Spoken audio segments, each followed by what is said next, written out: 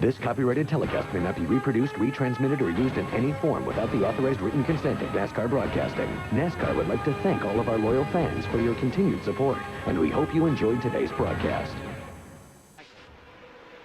Dale Jr. moves underneath Randy LaJoy, and he's going to bring Carl Edwards in the 99. Oh, wait a minute, Edwards gets into LaJoy. Goodbye, LaJoy. Back up into traffic. And Kenny Schrader goes for a long slide, missing the inside wall. Hold on to her, Schrader. Boy, he almost came back down and got that wall. Caution is out. What happened there was Carl Edwards was being sucked along by Dale Jr. He had a run and got into Kenny Schrader. You saw the Junior, he's being pulled along. Actually, it's Randy LaJoy being pulled along, and Carl was trying to go with him. Carl's car picked up a pushed right up into Randy LaJoy, and boy, you can't be much luckier than that not to get T-boned. And Morgan turned, trying to avoid him, and got into Hermie. And Schrader is just all over the place trying to miss the end of the pit wall there. Into a stop, but you could see portions of it near the outer edge where the rubber had started to peel away, and you could see a little bit of the cords through different portions of that tire. So they are slightly concerned down here in the 8 pit. But look how far to the left he's having to crank on that steering wheel. That means he is leaning on that right front tire, and with the tire combination they've got down here, that's not gonna work. I don't know how they feel down in the pits there, Matt, but Randy LaJoy goes for a spin. He had gone a lap down after being involved in the first incident, and now he brings out the second caution flag of the day. And I know a car that wanted to see this caution is Jamie McMurray in the 42 car. He will get the pardon to get back on the lead lap. Here's and Ryan Newman did with a little fresher tires. Randy LaJoy, two-time champion and a winner here at Daytona in the Busch Series, but having a tough day here. yeah, that looked like fluid coming out of the car, so I think something let go in the car's way that appeared. Let's have another look as Mike Skinner crosses the line with the lead with 8 laps to go. Watch Gordon's 24. Oh, there they go, guys. There they go. Turn 1. Right up in front of somebody. Are they going to make it? Casey Kane and Carl Edwards get together.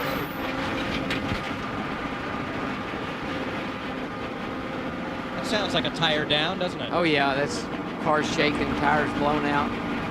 Now, when the caution comes out, the field freezes. There are 18 scoring loops, electronic lines across the track, and you are scored based on the last loop you crossed. Yeah, that's coming out both pipes. What a shame. There's Casey Kane. He is out of his car. He's okay. His day is done, but he'll be in the Daytona 500. Notice as we go through the pack here, the 09 car is way down low on the inside. Down low, he'll come up in front of the 5 car of Kyle Busch, making him have to check up a little bit. If he's losing an engine right there, that's where Jeff Gordon tried to stop, got over into Jason Leffler, and this whole thing kind of got triggered. Right there is where Kyle Busch had to lift, and all the trouble started. And next thing you know, here come Casey Kane getting into Carl Edwards, as well as this big wreck because of it. Kane nodded. If Mike Skinner stays up front. That's 2 to go that time, and basically all Mike Skinner in the 23 car can do right now is just try to run the bottom, a lot like Johnny Sauter did earlier. Is that old sorry 8 car and 15 up there trying to take the lead? Again? Again? Look at them. On the outside of Ryan Newman. It looks like they might make the pass.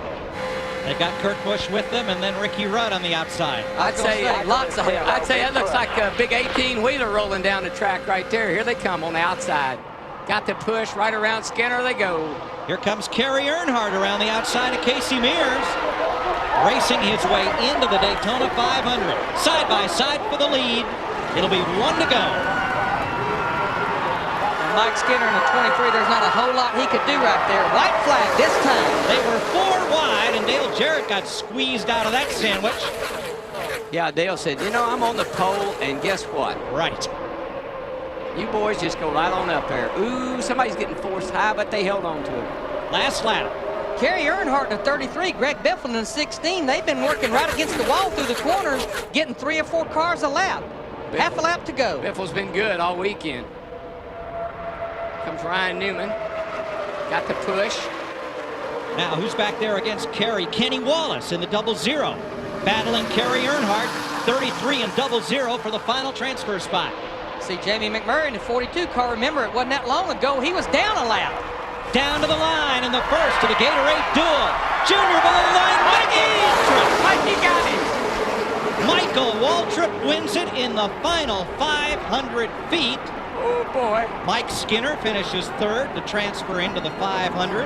And unofficially, Kenny Wallace by 1/100th of a second over Kerry Earnhardt, the last transfer spot. And just remember, halfway through the race, Kenny Wallace had a tire problem, had to make an early pit stop right about the time that the green flag stop started. But Michael Waltrip beat Dale Earnhardt Jr. by 3/100ths of a second.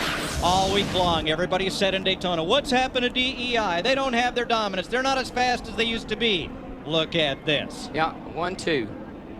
Mikey's, you know what? He's side drafting off of Dale Jr., and Dale Jr. is doing all he can to keep him back there. Probably thinks he's got it won. Woo, looked like when he came up off the flat, Dale Jr. got just a teeny bit loose. Slowed him down a little bit, gave Mikey the break. Last time I saw a finish like that, it was at Talladega. Jeff Burton's crew. Actually, that's Scott Deal from the Home Depot team and Larry Mack. Remember, Dale Earnhardt Jr. typically works with Smoker, Tony Stewart. turn one, trouble. Scott Riggs. Oh, we got another one back here wrecking. Two of them hooked together up into turn 2 wall. Greg Saxon, the 13. Kirk I'd say Schilmer, the 27. that's fluid coming out of the smoker. Probably got on the track, and these guys look like they just got into it. First caution flag of race 2. Steve Burns. Mike, just listening to the radio communication on the 10 car, I don't think it's a blown motor for Scott Riggs. They have a tire rub on the right rear. Yeah, it appeared to be a tire rub, Steve, but then the first thing I saw was those two cars behind them kind of take off as if they had run over something, but we'll take a look at it and see. For Shelmerdine and Sachs, who split with his car owner just before January testing and came down here with his 2 sons as crew in a put-together last-minute effort. This will be a blow to their chance to make the race.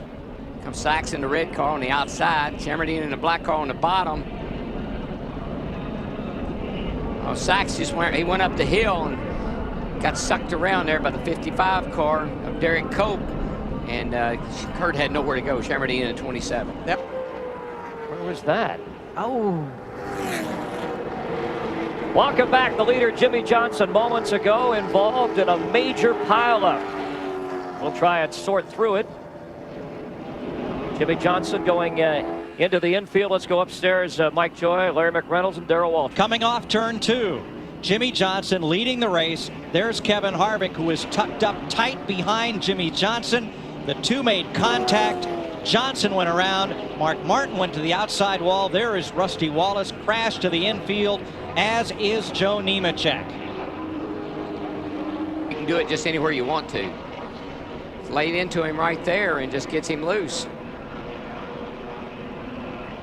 Mark has nowhere to go. Everybody starts checking up a little bit, and hello. Boy, Jeff Burton, the 31, and Tony Stewart, the 20, just makes it through, as well as Bobby Labonte in the 18.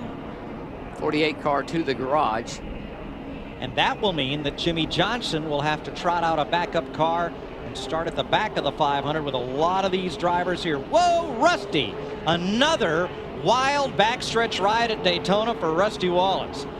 You know, you said that about Johnson's car. It didn't look hurt. When I saw it, okay. Let's see if he hits anything, because I think he might. If Stewart wins this race, he'll start 4th on Sunday. Jeff Burton would start 6th. LePage would start 8th, and Kenseth 10th. And that's too big a prize to give up for a shot to move one spot right here, do you think? That's going to be a tall order. Exactly. Darrell, if you're in that front 4, do you really want to break out? I wouldn't budge. I'd be making a deal. Of course, I'm not driving one of them. I'd be making a deal. You won't move, I won't move. Well, Jeff Burton, the 31, we know he wants to win a race. Kevin LePage in the 37, he wants to make the Daytona 500. Where you get in trouble, as you see here right now, you get a run on a guy, here comes the 17, and whoa. Oh, and Truex down to the inside of Matt Kenseth. He's going to climb up to 4th. Well, this is it, boys. White flag, and all the stakes are up for grabs. Look at Robbie Gordon in the 7 car. He knows he can see those cars in front of him. He has to get to him. Whoa, Riggs! Half a lap to go. Scott Riggs got sideways off the bumper at Kenson. He did. Whoa. Did a good job of not wrecking both of them. Look at Kevin LePage waving out the window to Martin Truex in the 1. Stay behind me. Stay behind me. Matt Kenseth fighting back.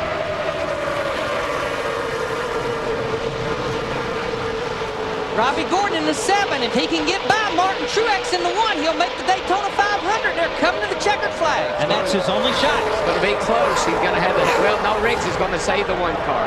Stewart. Tony Stewart wins. Jeff Burton second. Kevin LePage third. Martin Truex race his way in the final transfer spot. And Kerry Earnhardt will pack up and head home, sitting with Bobby Hutchins there. A tough break for Kerry. He won't be in the Daytona 500 because Boris said and John Andretti will take the final 2 spots based on Sunday's qualifying speeds. Guys, we've been down here, though, 7 days, and Kevin LePage running 3rd in this race and making the Daytona 500. That has to go almost straight to the top of the charts of the stories of the week. This copyrighted telecast may not be reproduced, retransmitted, or used in any form without the authorized written consent of NASCAR Broadcasting. NASCAR would like to thank all of our loyal fans for your continued support, and we hope you enjoyed today's broadcast.